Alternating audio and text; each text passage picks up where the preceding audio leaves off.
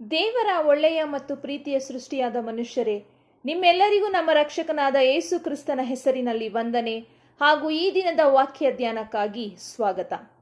ಪ್ರಾರ್ಥನೆ ಮಾಡಿಕೊಳ್ಳೋಣ. ಪರಿಶುದ್ಧನಾದ ಪರಲೋಕದ ತಂದೆ, ನಿನ್ನ ಪರಿಶುದ್ಧ ನಾಮಕ್ಕೆ ಸ್ತೋತ್ರವಾಗಲಿ. ಅಪ್ಪ, ಈ ದಿನ ಕೊಟ್ಟಂತ ಜೀವಕ್ಕಾಗಿ ಸ್ತೋತ್ರ, ವಾಕ್ಯಕ್ಕಾಗಿ ಸ್ತೋತ್ರ. ವಾಕ್ಯ ಧ್ಯಾನದಲ್ಲಿ ನೀನು ತಾನೇ ನಮ್ಮ ಜೊತೆಯಲ್ಲಿದ್ದು ನಮ್ಮ ಆತ್ಮಿಕ ಕಣ್ಣುಗಳನ್ನು ತೆರೆಸಿ ನಿನ್ನ ವಾಕ್ಯದಲ್ಲಿ ನಾವು ಸದಾ ನೆಲೆಯಾಗಿರುವಂತೆ, ನಿನ್ನ ಮಕ್ಕಳಾಗಿ ಬಾಳುವಂತೆ ಸಹಾಯ ಮಾಡು ಕರ್ತನೆ. ಆಮೇನ್. ಕರ್ತನಲ್ಲಿ ಪ್ರಿಯರೇ, ಇಂದು ನಾವು ಯೇಸುವೆ ಸೇತುವೆ ಎಂಬ ಮಾತಿನ ಮೇಲೆ ವಾಕ್ಯ ಧ್ಯಾನ ಮಾಡಲಿಕ್ಕಿದ್ದೇವೆ. ಪ್ರಿಯರೇ, ಯಾವುದಕ್ಕೆ ಯೇಸು ಕ್ರಿಸ್ತನು ನಮ್ಮ ಸೇತುವೆಯಾಗಿದ್ದಾರೆ? ಇದಕ್ಕೆ ಉತ್ತರ ಪರಲೋಕ ರಾಜ್ಯಕ್ಕೆ, ತಂದೆಯಾದ ದೇವರ ಬಳಿಗೆ ಹೋಗಲು ಯೇಸುವೆ ನಮ್ಮ ಸೇತುವೆಯಾಗಿದ್ದಾರೆ. ಇದಕ್ಕೆ ಆಧಾರವಾಗಿ ಯೋಹಾನನು ಬರೆದ ಸುವಾರ್ತೆ 14ನೇ ಅಧ್ಯಾಯ 6ನೇ ವಚನದಲ್ಲಿ ಈ ರೀತಿಯಾಗಿ ಬರೆಯಲ್ಪಟ್ಟಿದೆ: ನಾನೇ ಮಾರ್ಗವೂ ಸತ್ಯವೂ ಜೀವವೂ ಆಗಿದ್ದೇನೆ, ನನ್ನ ಮೂಲಕವಾಗಿ ಹೊರತು ಯಾರೂ ತಂದೆಯ ಬಳಿಗೆ ಬರುವುದಿಲ್ಲ. ನಾವು ರಕ್ಷಿಸಲ್ಪಡಬೇಕು ಎಂದು, ತಂದೆಯ ಬಳಿಗೆ ಸೇರಬೇಕು ಎಂದು ಯೇಸುವಿನ ಮಕ್ಕಳಾದ ನಾವು ಸದಾ ಆತನ ಜೊತೆಯಲ್ಲಿ ಇದ್ದು ನಿತ್ಯ ಜೀವಕ್ಕೆ ಸೇರಬೇಕೆಂಬುದೇ ನಮ್ಮ ರಕ್ಷಕನಾದ ಯೇಸು ಕ್ರಿಸ್ತನ ಇಚ್ಛೆಯಾಗಿದೆ. ಹಾಗಾಗಿ ನಾವು ತಂದೆಯನ್ನು ನೇರವಾಗಿ ಭೇಟಿಯಾಗಲು ಸಾಧ್ಯವಿಲ್ಲ. ತಂದೆಯನ್ನು ನಾವು ಭೇಟಿಯಾಗಲು ಮಗನ ಮುಖಾಂತರವಾಗಿಯೇ ಹೋಗಬೇಕು. ಹಾಗಾಗಿ ತಂದೆಗೂ ನಮಗೂ ಯೇಸು ಸ್ವಾಮಿ ಒಬ್ಬ ಒಳ್ಳೆಯ ಸೇತುವೆಯಾಗಿ ನಮಗೆ ರಕ್ಷಣೆ ನೀಡುತ್ತಿದ್ದಾರೆ. ಇದಕ್ಕೆ ಆಧಾರವಾಗಿ ಯೋಹಾನನು ಬರೆದ ಸುವಾರ್ತೆ 17ನೇ ಅಧ್ಯಾಯದಲ್ಲಿ ಆತನು ನಮಗಾಗಿ ತಂದೆ ದೇವರ ಬಳಿಯಲ್ಲಿ ಪ್ರಾರ್ಥಿಸುವುದನ್ನ ಕಾಣುತ್ತೇವೆ. ಯೋಹಾನನು ಬರೆದ ಸುವಾರ್ತೆ 17ನೇ ಅಧ್ಯಾಯ 9ನೇ ವಚನದಲ್ಲಿ ಈ ರೀತಿಯಾಗಿ ಬರೆಯಲ್ಪಟ್ಟಿದೆ: ನಾನು ಇವರಿಗೋಸ್ಕರ ಕೇಳಿಕೊಳ್ಳುತ್ತೇನೆ, ಲೋಕಕ್ಕೋಸ್ಕರ ಕೇಳಿಕೊಳ್ಳದೆ, ನೀನು ನನಗೆ ಕೊಟ್ಟವರಿಗೋಸ್ಕರವೇ ಕೇಳಿಕೊಳ್ಳುತ್ತೇನೆ. ನನ್ನವರಾಗಿದ್ದಾರೆ, ನನ್ನದೆಲ್ಲ ನಿನ್ನದೇ, ನಿನ್ನದೆಲ್ಲ ನನ್ನದೇ, ಮತ್ತು ಇದರಿಂದ ನನಗೆ ಮಹಿಮೆಯುಂಟಾಗಿದೆ. ನಾನು ಇವರಿಗೋಸ್ಕರ ಕೇಳಿಕೊಳ್ಳುತ್ತೇನೆ ಅಂತ ಯೇಸು ಸ್ವಾಮಿ ತಂದೆಯಾದ ಯೆಹೋವ ದೇವರ ಬಳಿಯಲ್ಲಿ ಆತನು ನಮಗಾಗಿ ಪ್ರಾರ್ಥಿಸುವುದನ್ನು ನಾವು ಕಾಣುತ್ತೇವೆ. 12ನೇ ವಚನದಲ್ಲಿ ಶಾಸ್ತ್ರದ ಮಾತು ನೆರವೇರುವಂತೆ ನಾಶಕ್ಕೆ ಗುರಿಯಾದ ಆ ಮನುಷ್ಯನೇ ಹೊರತು ಇವರಲ್ಲಿ ಮತ್ತಾರೂ ನಾಶವಾಗಲಿಲ್ಲ ಎಂದು ಬರೆಯಲ್ಪಟ್ಟಿದೆ. ಶಾಸ್ತ್ರದ ಮಾತು ನೆರವೇರುವಂತೆ ಅಂದ್ರೆ ಪಾಪಿಗಳಾದ ನಾವು ನಾಶಕ್ಕೆ ಗುರಿಯಾದಂತಹ, ನಾಶಕ್ಕೆ ಹೋಗಬೇಕಾದಂತಹ ಮನುಷ್ಯರು. ಆದಾಗ್ಯೂ ನಮ್ಮೆಲ್ಲರ ನಾಶವನ್ನು ತಪ್ಪಿಸಿ ನಮ್ಮೆಲ್ಲರ ಪಾಪವನ್ನು ಆತನು ತನ್ನ ಮೇಲೆ ಹೊತ್ತುಕೊಂಡು ನಾಶಕ್ಕೆ ಗುರಿಯಾದ ಆ ಮನುಷ್ಯನೇ ಹೊರತು ಇವರಲ್ಲಿ ಮತ್ತಾರು ನಾಶವಾಗಲಿಲ್ಲ. ಅಂದ್ರೆ ನಮ್ಮೆಲ್ಲರ ಪಾಪವನ್ನು ಆತನು ತನ್ನ ಮೇಲೆ ಹೊತ್ತುಕೊಂಡು ನಾವು ನಾಶವಾಗುವುದನ್ನ ಆತನು ತಪ್ಪಿಸಿದನು. 14ನೇ ವಚನದಲ್ಲಿ ನಾನು ಲೋಕದವನಲ್ಲದೆ ಇರುವ ಪ್ರಕಾರ ಇವರೂ ಲೋಕದವರಲ್ಲ, ಆದ ಕಾರಣ ಲೋಕವು ಇವರ ಮೇಲೆ ದ್ವೇಷ ಮಾಡಿಯದೆ. ಇಲ್ಲಿ ಯಾರ ಬಗ್ಗೆ ಹೇಳ್ತಾ ಇದ್ದಾರೆ? ಯಾರು ನಾವು ಆತನನ್ನ ಪ್ರೀತಿಸ್ತಾ ಇದ್ದೀವಿ, ನಾವು ಆತನ ಮಕ್ಕಳು ಅಂತ ಅನ್ಕೊಳ್ತಾ ಇದ್ದೀವಿ, ಯಾರ್ಯಾರು ಆತನ ಒಂದು ರಕ್ಷಣೆಗಾಗಿ ಎದುರು ನೋಡುತ್ತಾ ಇದ್ದೀವಿ, ಅಂಥವರಿಗಾಗಿ ಯೇಸು ಸ್ವಾಮಿ ತಂದೆ ದೇವರ ಬಳಿಯಲ್ಲಿ ಹೇಳ್ತಾ ಇದ್ದಾರೆ, ನಾನು ಲೋಕದವನಲ್ಲದೆ ಇರುವ ಪ್ರಕಾರ ಇವರು ಲೋಕದವರಲ್ಲ, ಆದ ಕಾರಣ ಲೋಕವು ಇವರ ಮೇಲೆ ದ್ವೇಷ ಮಾಡಿಯದೆ.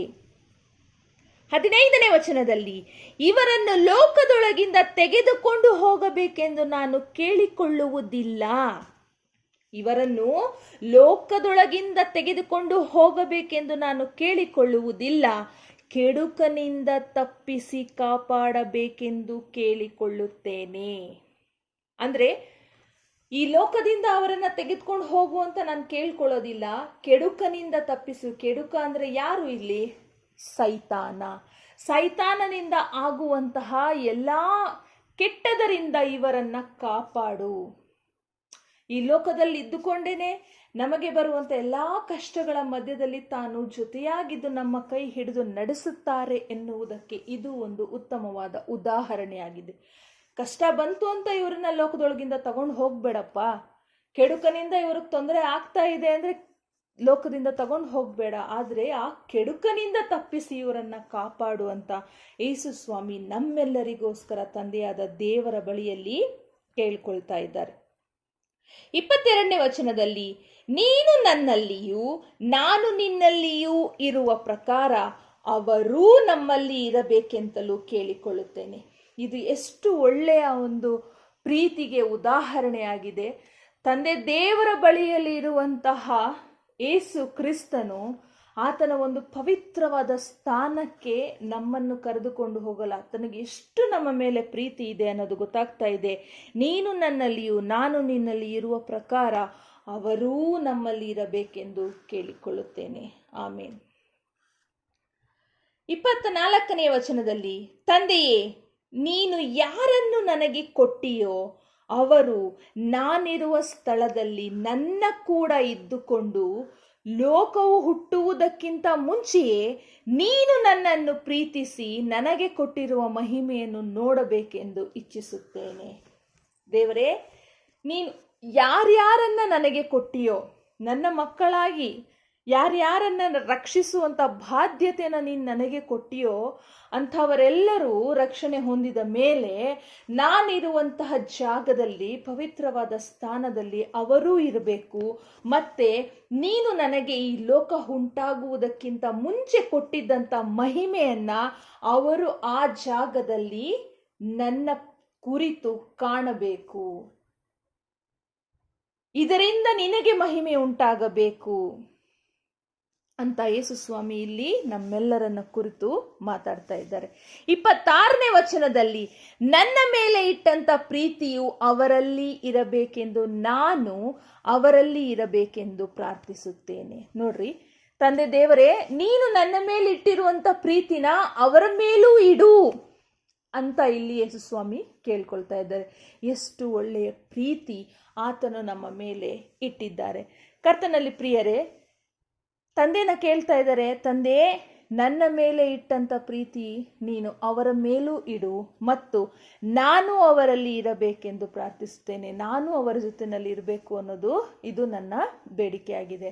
ಕರ್ತನಲ್ಲಿ ಪ್ರಿಯರೇ, ಇದನ್ನೆಲ್ಲ ನಾವು ನೋಡ್ಬೇಕಾದ್ರೆ ನಮಗೇನು ಅನ್ಸುತ್ತೆ, ನಾವು ಈ ಲೋಕದಲ್ಲಿ ಬದುಕ್ತಾ ಇದ್ದೀವಿ. ದಿನನಿತ್ಯ ಪ್ರತಿ ಕ್ಷಣ ಪ್ರತಿ ದಿನ ನಮಗೆ ಒಂದಲ್ಲ ಒಂದು ಸವಾಲುಗಳು ಎದುರಾಗ್ತಾನೆ ಇರ್ತವೆ. ಒಂದಲ್ಲ ಒಂದು ಕೆಡುಕರಿಂದ ನಮಗೆ ತೊಂದರೆ ಕೇಡು ಉಂಟಾಗ್ತಾನೆ ಇರ್ತದೆ. ಆದಾಗ್ಯೂ ಅವುಗಳ ಮಧ್ಯದಲ್ಲಿ ನಾವು ಹಾದು ಹೋಗ್ಬೇಕಾದ್ರೆ ನಾವು ಪ್ರತಿನಿತ್ಯ ಪ್ರಾರ್ಥನೆ ಮಾಡ್ತಿರ್ತೀವಿ. ಆದರೆ ಯೇಸು ಸ್ವಾಮಿನೂ ಸಹಿತ ನಮಗಾಗಿ ಪ್ರಾರ್ಥನೆ ಮಾಡ್ತಾ ಇದ್ದಾರೆ ಅನ್ನೋದನ್ನ ನಾವು ಈ ಒಂದು ವಾಕ್ಯ ಭಾಗಗಳಲ್ಲಿ ನೋಡಿ ನಾವು ತಿಳ್ಕೋಬಹುದು.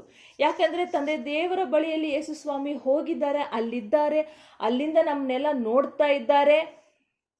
ನಮ್ಮ ರಕ್ಷಣೆಗಾಗಿ ಆತನು ಸದಾ ನಮ್ಮ ಜೊತೆಯಲ್ಲಿದ್ದಾರೆ, ಇದೆಲ್ಲವೂ ನಮಗೆ ಗೊತ್ತು. ಆದರೆ ಅಲ್ಲಿದ್ದುಕೊಂಡು ನಮ್ಮೆಲ್ಲರ ಪರವಾಗಿ ಆತನು ತಂದೆಯಾದ ದೇವರ ಬಳಿಯಲ್ಲಿ ಈ ಕ್ಷಣಕ್ಕೂ ಪ್ರಾರ್ಥನೆ ಮಾಡ್ತಾ ಇದ್ದಾರೆ. ಹಾಗಾಗಿ ನಾವ್ಯಾರು ಇಲ್ಲಿ ಒಬ್ಬಂಟಿಗರಲ್ಲ.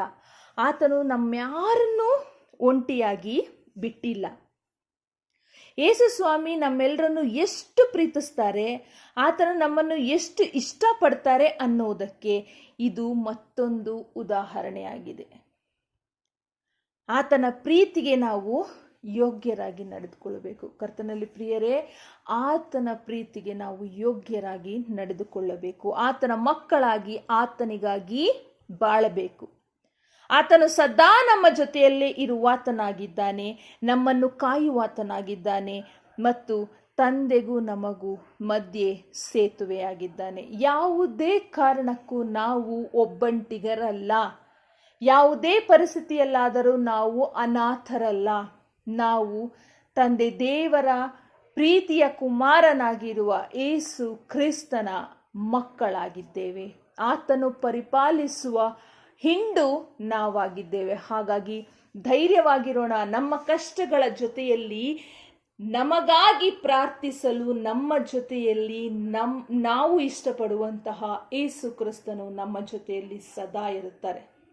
ಹಾಗಾಗಿ ಜೀವನದಲ್ಲಿ ನಾವು ನೊಂದುಕೊಳ್ಳದೆ ಆತನ ಮೇಲೆ ನಾವು ಇಟ್ಟಿರುವಂತಹ ಪ್ರೀತಿ ಭಕ್ತಿ ಇನ್ನೂ ಹೆಚ್ಚಾಗಿ ನಾವು ಆತನಿಗಾಗಿ ಬಾಳೋದಕ್ಕೋಸ್ಕರ ಪ್ರಾರ್ಥನೆ ಮಾಡೋಣ. ಪರಲೋಕದ ಪರಿಶುದ್ಧನಾದ ತಂದೆಯೇ, ನಿನ್ನ ಪರಿಶುದ್ಧ ನಾಮಕ್ಕೆ ಸ್ತೋತ್ರವಾಗಲಿ. ಅಪ್ಪ, ಕೊಟ್ಟಂತಹ ವಾಕ್ಯಕ್ಕಾಗಿ ಸ್ತೋತ್ರ. ನಮ್ಮೊಟ್ಟಿಗೆ ನೀನು ಮಾತನಾಡಿದ್ದಕ್ಕಾಗಿ ಸ್ತೋತ್ರ. ನಿನ್ನ ಪ್ರೀತಿಯ ಮಗನಾದ ಯೇಸು ಕ್ರಿಸ್ತನ ವಿಷಯವಾಗಿ, ಆತನು ನಮಗಾಗಿ ಮಾಡಿದಂಥ ಪ್ರಾರ್ಥನೆ ವಿಷಯವಾಗಿ ನಾವು ತಿಳಿದುಕೊಳ್ಳಲು ಸಹಾಯ ಮಾಡಿದ್ದಕ್ಕಾಗಿ ಸ್ತೋತ್ರ ಸ್ವಾಮಿ.